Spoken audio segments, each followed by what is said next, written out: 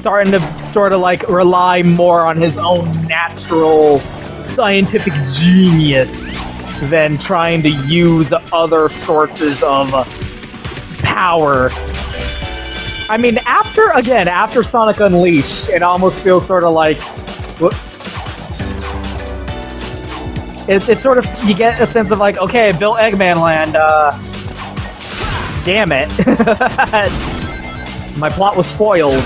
Well, you know what? This time, I'm not gonna need some evil magic Dark Gaia energy to make my amusement park out of. This time, I'm gonna use scientific, biological alien power to make my Eggman Land amusement park out of. And once again, you have to question, like, who fucking touched you as a kid, Eggman, that you're so fucking goddamn obsessed with fucking amusement parks. I do not get this, dude. Like, seriously consider getting some therapy. Speaking of Sonic Unleashed, again, I have been alluding to the Sassy Bot, who, again, in this game now, has a name.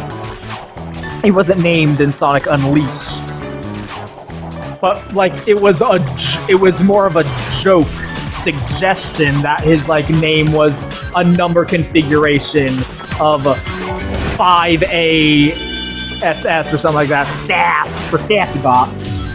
But, and again, that leads into a thing where it's like, it's the same robot, but he has a different personality for some reason. As we see with Cubot, the entire conflict with Cubot in this game is apparently he has a different voice chip and doesn't have his original voice. And every time he gets a new voice chip, he went from being like a cowboy, now he's a pirate.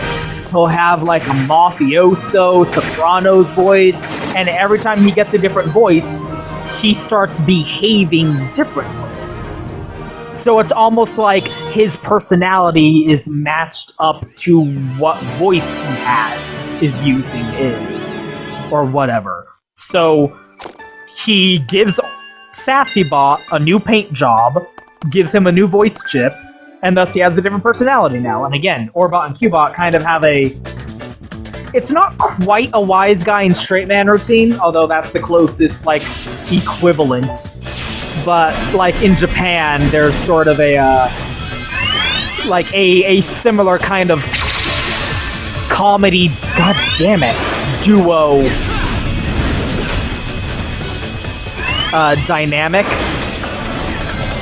And it's called something, but it's sort of similar to a Wise Guy and Straight Man routine, but it's different, but it's essentially the same thing, where you have one of the comedy duo who's kind of a doof and kind of dumb and does and says silly dumb shit, and then you have the second character who, it's Bert and Ernie. You have like a Bert and Ernie kind of dynamic, where the second character is more straight-laced and more no-nonsense. Damn it. And the dichotomy behind their personalities leads to comedy. Although it's a little bit different because, and I think it's actually pretty sweet and cute and adorable, is usually with the different music for each level. Usually with a comedy dynamic duo like that, you have the Wise Guy being and you have the relationship being characterized as somewhat adversarial. Not quite adversarial, but like the straight man treats the Wise Guy like they're a nuisance. And like, oh, you're always saying and doing dumb shit, and I gotta sit here and deal with your goddamn bullshit. We may be friends, but goddamn am I sick of your goddamn bullshit. Fuck you and your bullshit, you silly goof. Damn it! Like, again, your typical Bert and Ernie kind of setup, where it's like, oh, I gotta deal with your goddamn bullshit! Don't wanna deal with your bullshit! But, and like, that's where it's like the Japanese equivalent of the Wise Guy and Straight Man routine. It's called something weird and dumb, don't worry about it. It's basically a Wise Guy and Straight Man routine.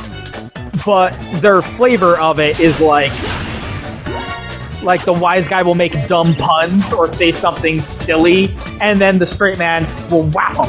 and like hit, you know those giant folding fans like in Super Smash Brothers? You have the weapon that's a big folding fan, you hit people with it. They'll just like bash them over the head with the folding fan and be like, ah, you're saying dumb shit. You silly goof. Saying silly dumb shit. Saying silly dumb goofy shit because you're silly. Yes! Oh, no. Oh, maybe yes, actually. Give me that. Like, the point is, it's always characterized as sort of an antagonistic relationship, where they sort of, like, the straight man tolerates the wise guy sort of thing. You know what I mean? Like, there's countless examples you can think of that nature. Come on. Come on. Yes! But Orbot and Cubot are different, and that's what I like. It's that same dynamic where Orbot is blasé, laissez-faire, like the smarter, down-to-earth one of the duo, and Cubot's the wacky, zany, goofy, dumb goofball of the relationship. But they're not like, yeah, music. They're like super buddies, and that's what I think is great about it. Like, there's gonna be a cutscene later when he finally gets his voice back, where like Orbot loves his buddy. Like, he doesn't see him as a nuisance or a bother at all. He's like, you're my, like, that's my bro. You know, like, you're friends, and it's so cute. It's such a unique kind of, like, sincere, affectionate relationship for that kind of comedy duo that I think is so great. Like, you're best friends, and it makes sense because they're robots and they were made as, well, a duo. They were made together. I mean, it did start out with just Sassbot. Fuck you. And then Cubot came later. Whoop. And that kind of feeds into, like, the cartoons especially have always done this thing where they give Robotnik henchmen. Right? Go to any kind of cartoon and he has henchmen. And for such a long time in the series, he hasn't. Like, for such a long time in the series, it was just Eggman. Like, just your typical Mario and Bowser situation.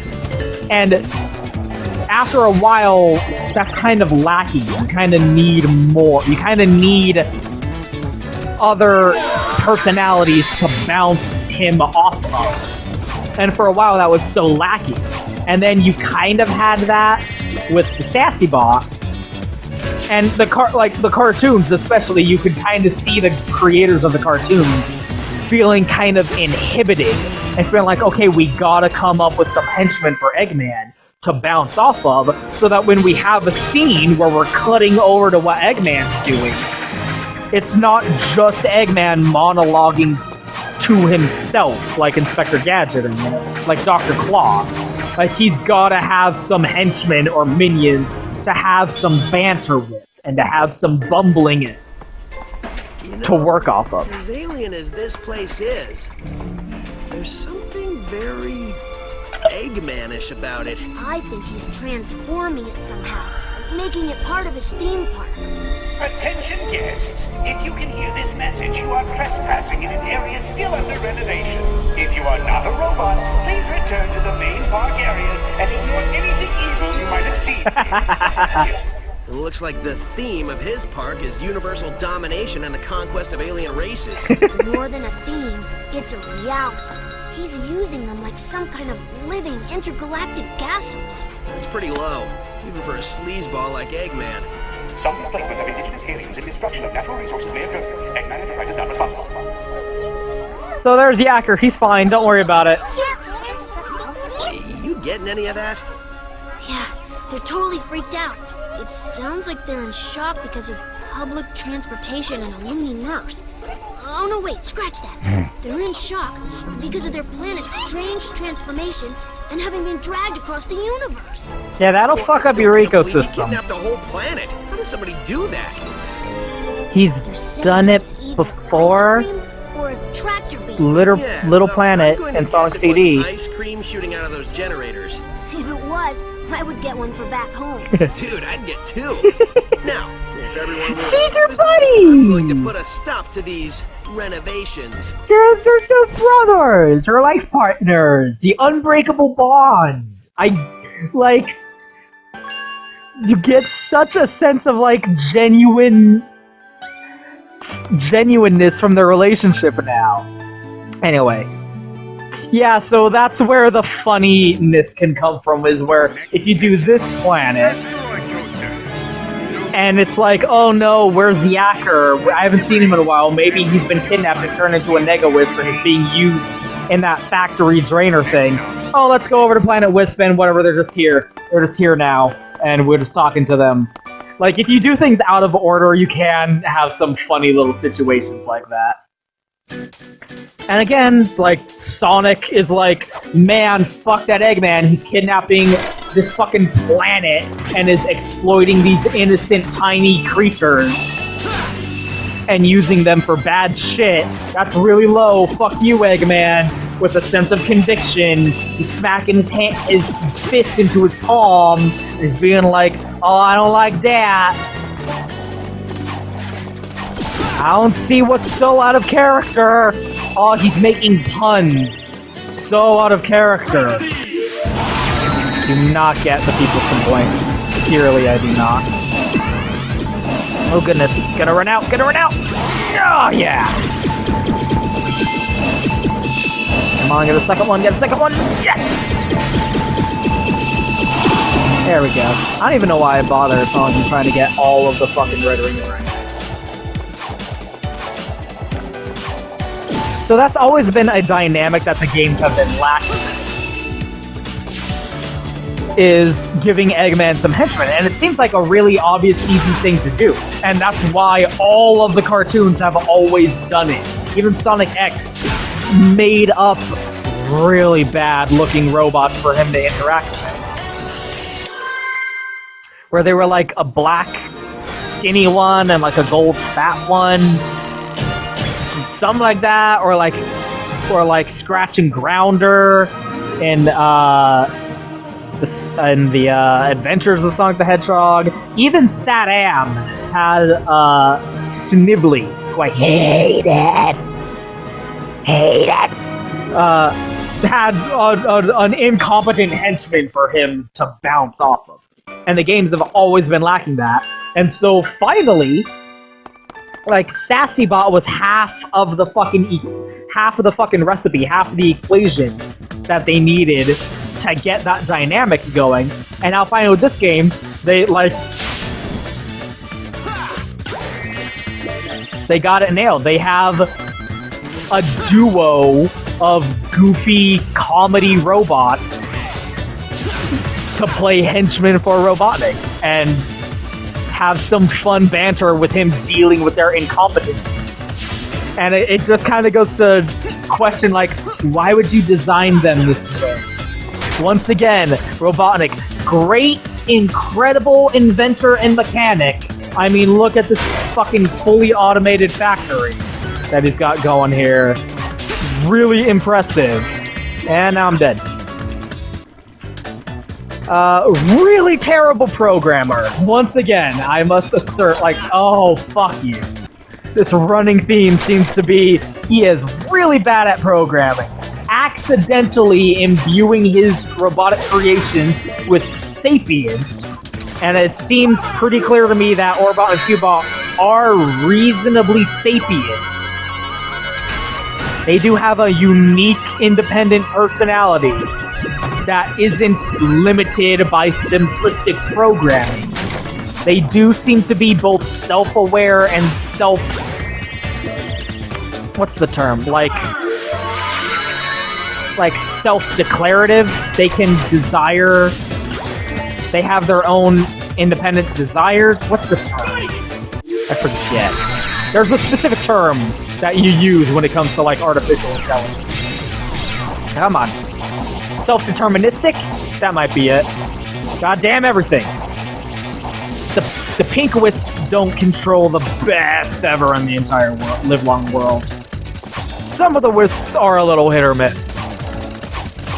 There we go.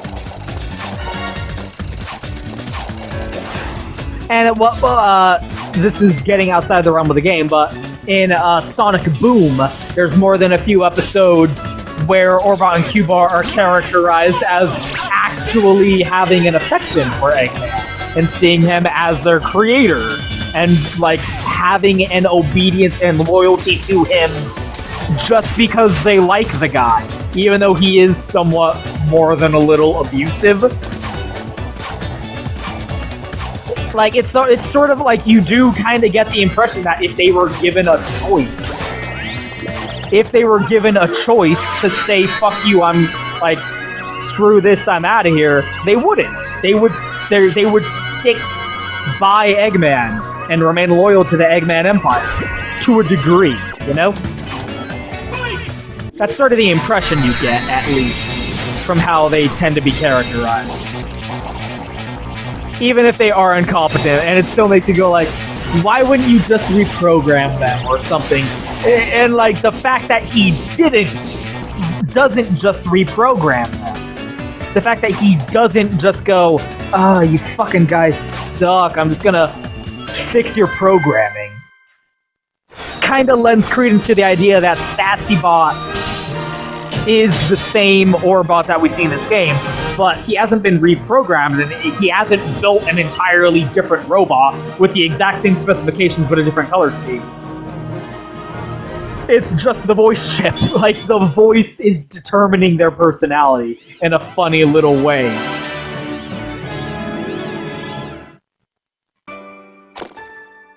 And once again, I eternally wonder, do they have little animals inside them powering them?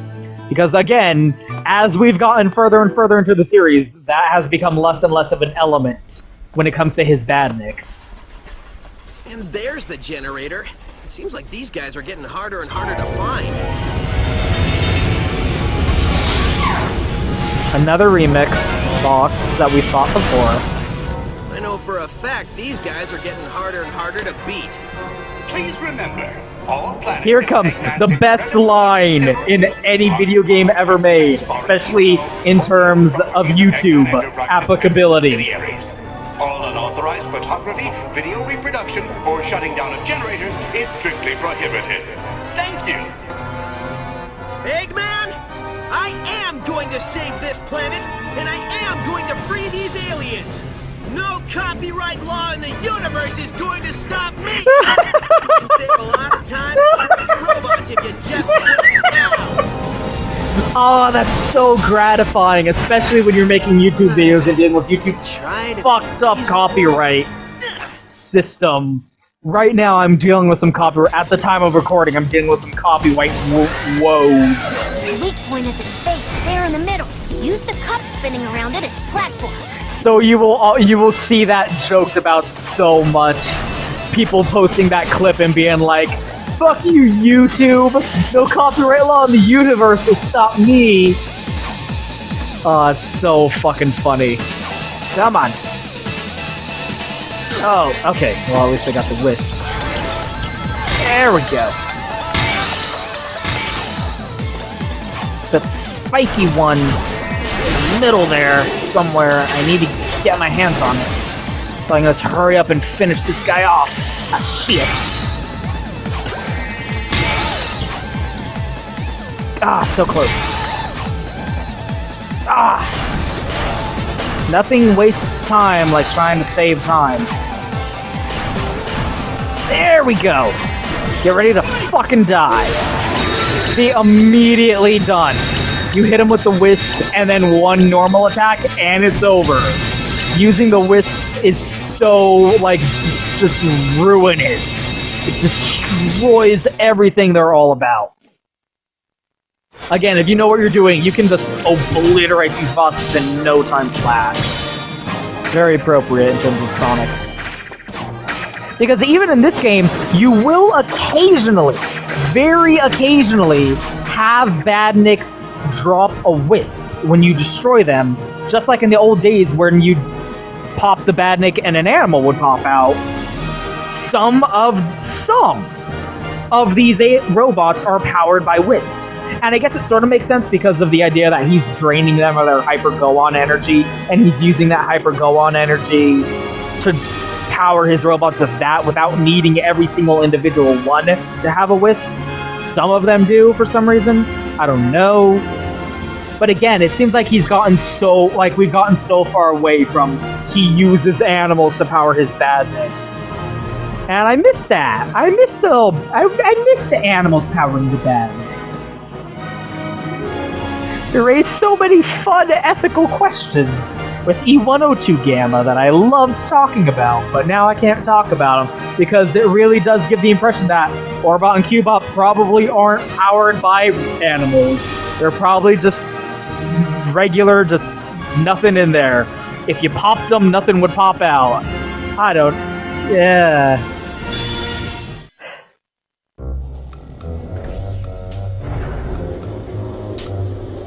Wow, sometimes I even impress myself. For a second there, I wasn't sure I was going to pull it off. Oh, who am I kidding? We both knew how this would end. Are you that ass shot? Robot who can't hear you? That ass shot. Maybe. That's between me and the robot. See, the important thing here is the alien planet is free.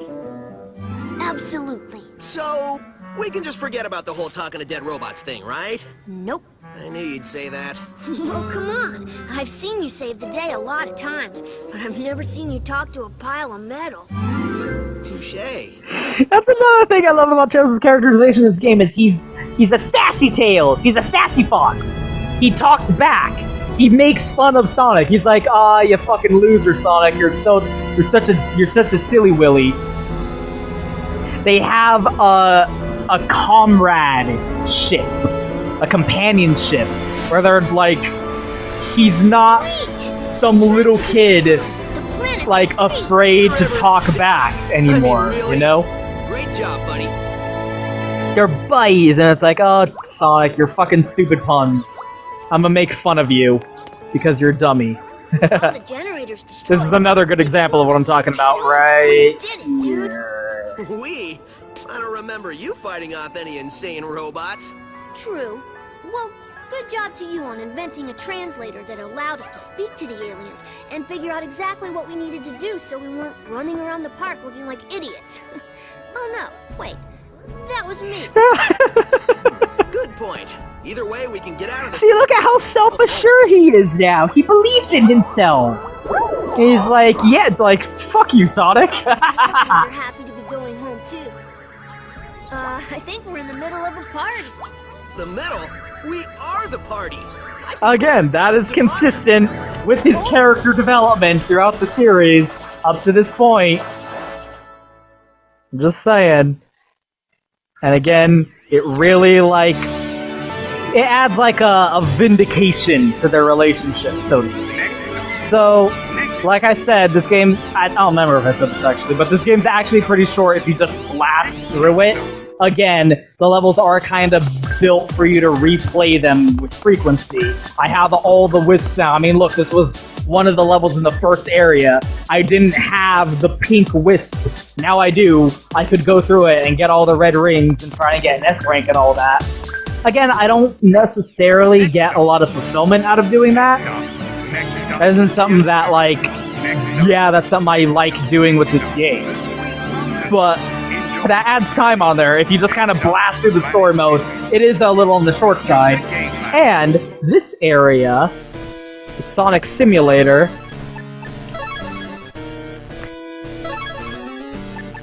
there's, let's see, if I did the math, there's 180 red rings. I think there's 5 groups of 7. I think there's 7 levels, you know? Anyway, this is where you get the Chaos Emeralds in this game. And that's one of the things that has changed about this era of Sonic. Again, this game kind of marked a big turning point and reinvention of the Sonic series, where after Sonic Unleashed, where they left this adventure formula behind and started trying to invent something new, this is a game that, like, set in stone, we're doing something different now, guys. Kinda, with the series. And one of the things is, that goes into that, is the Chaos Emeralds aren't even part of the story anymore. At no point as we have gone through this game have we even heard mention of the Chaos Emeralds. No one's brought them up. Eggman isn't going, okay, I'm gonna go around and try to get all the Chaos Emeralds to do my evil plan. Probably because he's like, well, that hasn't worked, so fuck it. So, kinda from here on, and Sonic Forces isn't out yet, and Sonic Generations is a special case, but Sonic Generations being an exemption, I feel like Sonic Forces will carry on this. It might not, but we'll see. In this game and in Sonic Lost World, the Chaos Emeralds are completely optional, which means that Super Sonic is completely optional. And it's actually really cool because you can get and play as Super Sonic throughout the normal levels. He's not a final boss only thing. You can play through the entire game from level 1, all of the levels, with Super Sonic. Once you get all the Chaos Emeralds. And to get all the Chaos Emeralds, you need to get all of the red rings. Because all of the red rings, you unlock all of these levels, and once you finish 5, I think, levels, you get 1 Chaos Emerald. So I've never gotten any of the Chaos Emeralds in this game. Because I've never gotten all the red rings in this game. Because I don't care. I don't care about doing that. Which means I have never played a Super Sonic in this game. That's kind of unfortunate, because I can't show it off or whatever. Because it is really cool that you can just go through the normal levels as Super Sonic. And the Chaos Emeralds are completely optional, and you don't need to get them as part of the story. It kind of dates back to the Genesis games before Sonic 3, before Sonic and Knuckles, where they were just completely an optional thing. And all it did was change the ending slightly. It doesn't change the ending at all if you get them in this. But isn't that kind of nifty? Again, Generations is a different thing, but Lost World does that too. And I wouldn't be surprised if in Sonic Forces, you don't get the Chaos Emeralds in that either, and it's a completely optional thing. Again, not going to speculate about that, because I could also easily see them being like, nah, we need the Chaos Emeralds as part of the narrative in that game. But that's kind of cool. Like, it's just Sonic and Tails and Eggman, and they're running around stopping his schemes, and the Chaos Emeralds aren't even a part of it. They're completely optional. You can never collect a single Chaos Emerald in this entire game. And I don't. I just think that's fucking keen. I think that's nifty as fuck.